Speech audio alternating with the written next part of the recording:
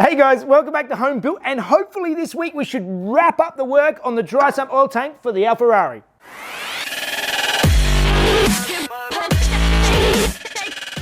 Alright, so there were lots of comments in the previous episode, and I just want to run over a few of those things now. I have been putting a bit more thought into how I was going to be setting this up and how the functionality of this is going to work. One of the big things is that even though this is not completely sealed, this inner chamber from the outer chamber of the dry sump tank, one of the things, I think it still probably needs a little bit more ventilation between the two. One of the things that I don't think a lot of people completely have understood is how the tank works. Is it going to be pressurized or is it going to be under vacuum? It's more than likely going to be slightly under vacuum because the oil should be draining out at pretty much the same speed as the oil's coming in. Like, that's just how it works because it's a closed system. So it shouldn't really be pressurized too much by the oil coming in. But it is also pressurized by any crankcase breather pressure. So any build-up in the crankcase comes in and will pressurize the tank. But this center line is under vacuum the whole time from the manifold, so it should actually run more vacuum than anything else. It should generally run under vacuum. Balancing the vacuum from the outside of the chamber, as this is where the vacuum is going to be coming from the outside of the outer chamber, and with the inner chamber, what I think I'm going to actually do, just to make sure that it's more even, is I'm going to add a couple of holes into the top edge of this tube. If any oil goes in there, it can drain straight out anyway. Obviously, gravity's going to want it to go out. There's not going to be a lot of oil going in there because the oil comes in at quite a rate, and it's going to be sitting to the outside of the tube. This is right on the inside, so I think it should be. It should not have too much flow. So first thing I'm going to tackle is that, and then I'll get on to a couple of other points. All right, and I've just drilled a couple of holes in here, and that should help equalize the pressure from the inner to the outer chambers, so they're basically all even. So moving on to some of the comments about the tank. One of them was going more into drainage. As I said, one of the main ways I'll probably drain it is actually disconnecting the other AN fitting off of the engine itself, just undoing the AN fitting and just running it down from there. And that will drain the oil quite well. Putting a T-piece on this, these fittings are enormous. They take up so much space. It would sit down so low. Yeah, that's not a practical solution. Although one of the other good solutions that people came up with was putting a vacuum pump through the filler neck and actually sucking it out with the vacuum pump. I can get all the way down and get a tube in there and suck the oil out that way, which is quite possibly a way I'll do it. But another one was, a lot of people were concerned about this peg on the bottom of the tank not being a good mounting point. And after a bit of thought, I tend to agree. I think it's a little bit small of an area. So I now have a lathe, and I think I've got a solution. So as I mentioned, a lot of people have commented on the strength of this peg taking the weight of the tank, even though it's not actually taking the full weight of the tank, because the strap around the edge will actually be taking most of that weight. But what I'm thinking is the rubber bush that I used, every time I keep putting it on, it keeps sort of popping through the hole, and it's not a very good mount. The rubber's going to fall through the hole, it's going to disappear, it's not really going to be very great. So what I thought I would do is, now I have a lathe, I'm going to actually take this piece of nylon, and I'm going to make a nylon mount that basically this sits in, and then it sits nicely into the mount that I've already put on the car. So it'll also spread the weight around that diameter, whatever it is, about, I don't know, about 35 mil, 40 mil, something like that. I'll measure it in a minute. And yeah, so let's start playing with the lathe. I am complete noob to using a lathe, so this is going to be interesting. So let's give it a go.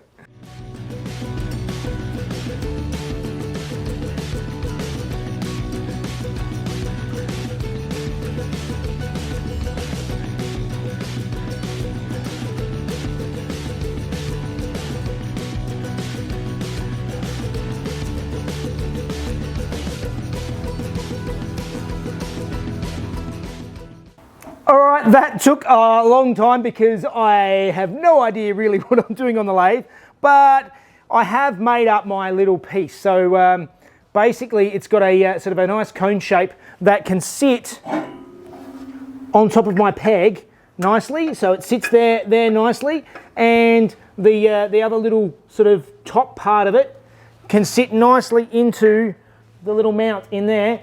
And now I have a nice nylon mount to hold my tank in place. So that is going to be, I think that's going to be much stronger. It spreads the weight more all the way around that thing, so it's a larger area, but also the strap is going to be taking a lot of the weight, as I mentioned before. So it's not all on that, but I am liking that as an alternative. So we have our custom-made little nylon mount.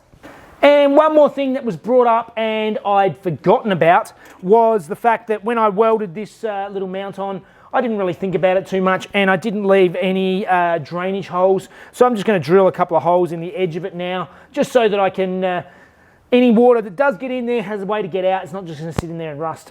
So let's drill some drainage holes and then we can move on.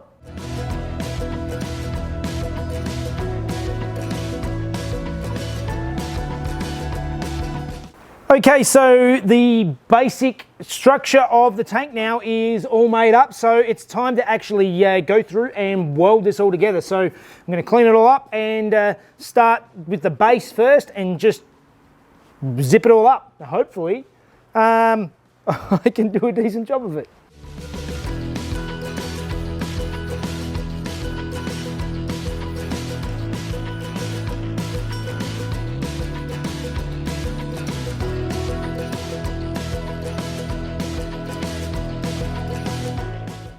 All right, so that is now all welded up. I've done all the edges and all the fittings are completely welded on. Everything is sealed up, so that is my dry sump oil tank. But I still need to pressure test it, which is something I will be doing. And now what I need to do is start fitting it in the car and look at how I'm actually going to run the hoses to the tank. All right, so the tank now is all welded up and sitting back in place, and some of you weren't clear on how I get it in and out with the neck on it, but the neck stops short, and I actually welded the cap onto another short bit, so there's going to be a bit of rubber tubing joining these two together, so this will sit through the hole, this bit in the engine bay. That's how I can get it in and out. The next thing I need to look at though is where I'm actually going to put the breather hoses, because I want them, I want the engine bay to look nice and neat. So with the head of the filler going right here in the engine bay, I was thinking the easiest place to put the breathers is put a couple of bulkhead connectors right here coming out of the guard underneath where the filler is. And then I started looking at it and going, well, the rest of the engine bay is going to be really neat and tidy, and we're going to have these sort of hoses coming across here. So I was looking at all the different places where I could run the hoses. I was looking even underneath, sort of in the plenum here where the wiper motor and everything goes. Didn't want to put it there. That was sort of going to get in the way, and there's no easy way out of that plenum. So after a lot of debating, what I ended up coming up with is I'm going to put the breather hoses through the guard into behind the dash, underneath the dash, and they're going to come out over here, out of the firewall over here, out of the way. They should do the job nicely and be mostly hidden from the engine bay. You only see just a little bit of hoses here, rather than having a couple of hoses just sort of hanging out in the engine bay, trying to keep it look as neat as possible.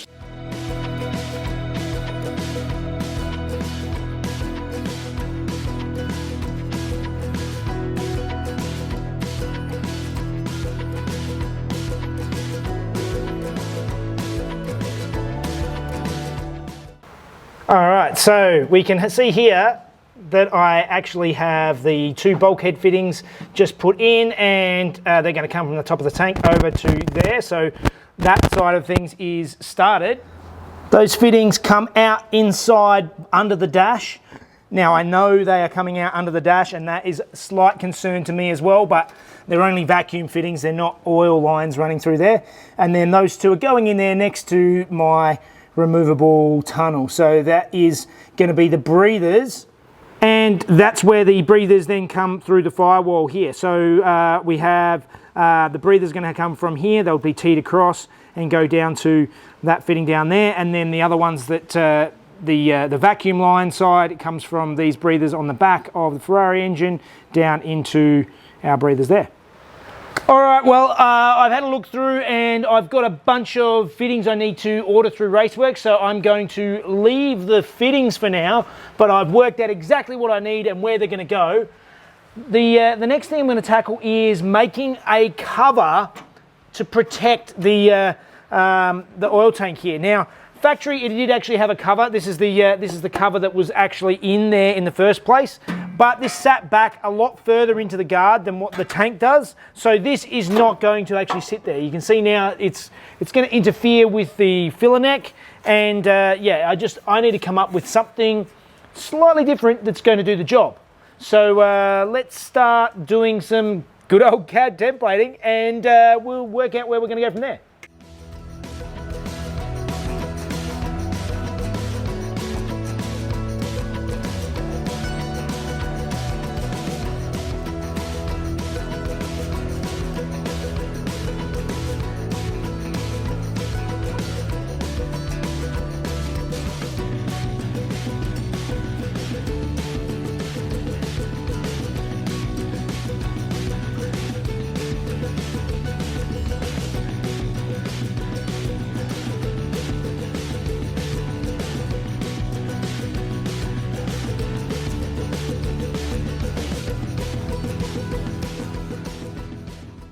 All right, some CAD templating, a bit of cutting.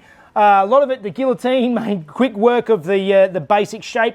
Needed to do a bit more with the grinder just to get the exact shapes. And then I put it on the brake. I've folded some bits and mangled some corners. So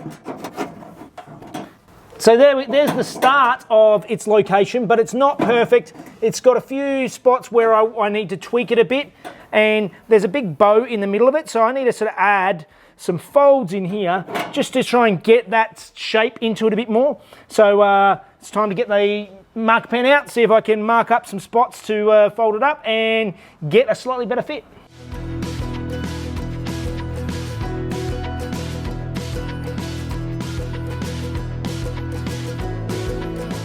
That looks really good. I'm really happy with that. It's going to have a lip of rubber around the edge when I finally fit it to the car, which is what the factory ones had. So I am pretty happy. I will be putting a second guard on this to cover the hose afterwards.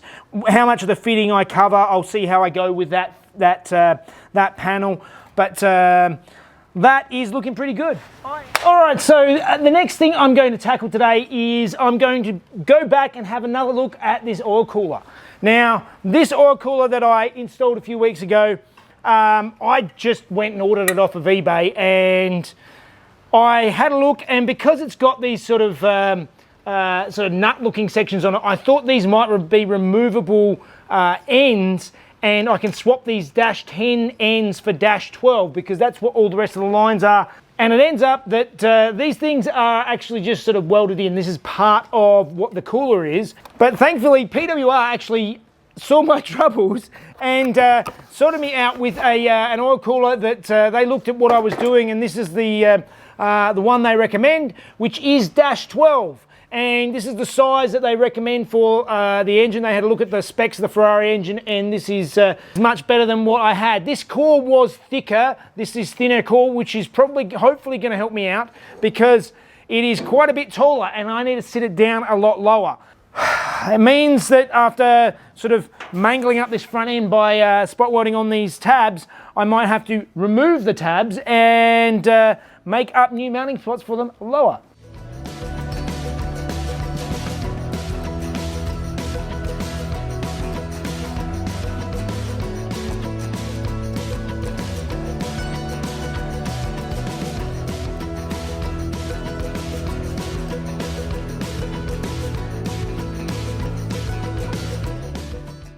All right, well, I didn't get to fit the brackets because Mrs. Jeff has just broken down in our old Merc wagon thing that we beat around in. So I'm going to have to go and dig her out for that. But we'll be back with fun facts with Mrs. Jeff.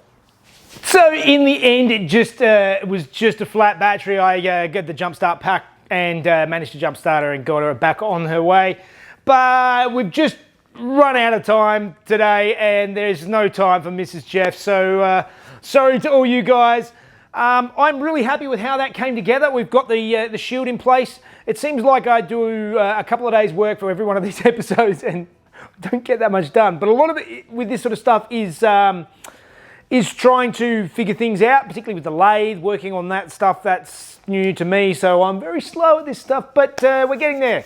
So as always, do all the things like subscribe, all that sort of stuff. Patreon helps us out, and we'll see you on the next one. See you guys.